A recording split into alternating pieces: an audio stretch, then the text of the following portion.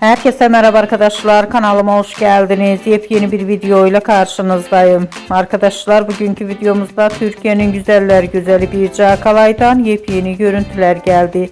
Birce Akalay'ın muhteşem rengarenk görüntülerini sizler için YouTube kanalımda video halinde sunuyorum.